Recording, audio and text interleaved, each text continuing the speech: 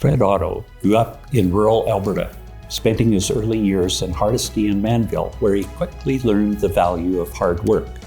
As a boy, he delivered the Edmonton Journal, earning 35 cents per paper, while also clerking at the local grocery store after school for 50 cents an hour. These early experiences shaped his work ethic.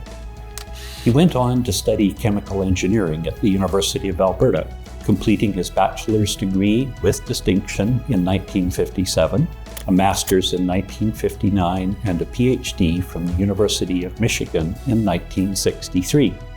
From there, he returned to his Alberta roots and built a long, influential career at the University of Alberta. For more than 3 decades, Dr. Otto taught and led within the Faculty of Engineering. He joined the Chemical Engineering Department in the early 1960s, became department chair in the mid-1970s, and went on to serve as Dean of Engineering from 1985 to 1994.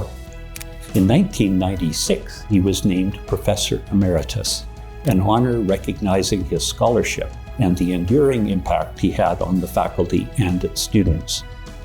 Being recognized with teaching awards was affirming, but I think Fred got even more enjoyment from reconnecting with past students.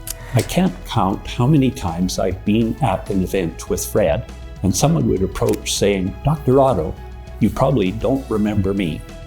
Of course he did, and a warm conversation would begin. A dedicated researcher who always stayed connected to real-world practice, Dr. Otto authored more than 90 technical papers and received recognition in 1998 for his contributions to gas processing research, technology, and engineering education. Throughout his career, he earned numerous honors that reflected the deep respect he inspired among his peers. His research also provided him a strategic perspective on the technical challenges as Alberta transitioned in the 1970s from conventional oil to heavy oil and synthetic crude oil. Dr. Otto was well connected with world-leading researchers.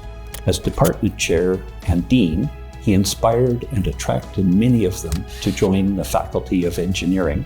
This brain trust had a significant impact within the industry and ultimately on the trajectory of Alberta's economy. Dr. Otto's commitment to the engineering profession extended well beyond campus. After becoming an APEGA registrant in 1964, he took on an impressive range of volunteer responsibilities as a member or chair of numerous committees, boards, and council. In 1996, Dr. Otto served as APEGA president, then went on to represent Alberta engineers nationally through Engineers Canada. He chaired the Canadian Engineering Accreditation Board, helping to shape how the common engineering curriculum was evaluated at universities across Canada. Dr. Otto was never my professor. However, as a fellow APEGA volunteer, I learned a lot from Fred about leadership. Dr. Otto served as president of the Canadian Society for Chemical Engineers and sat on the governing body of the National Research Council of Canada. Beyond our borders, he helped strengthen the growth of engineering education through a partnership between the University of Alberta and the Bangladesh University of Engineering and Technology. Closer to home, Fred was an active member of his own community.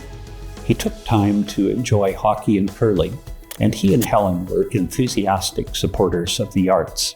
Fred gave generously of his time and talents as a volunteer board member for 9 years with the Capital Care Foundation, helping to raise $4.5 million to renovate and refurbish several dining rooms at long-term care centers. The bedrock beneath his accomplishments and accolades was his family and his wonderful partnership with Helen, to whom he was married for 62 years. They have 3 children, Catherine, Joanne, and David, all medical doctors and all contributors to their own communities. Fred was so proud of his children, and he cherished his role as a grandfather to 10 grandchildren. We remember Dr. Fred Otto, professional engineer, for his intellect, his warmth, his humor, and the pride he took in his family.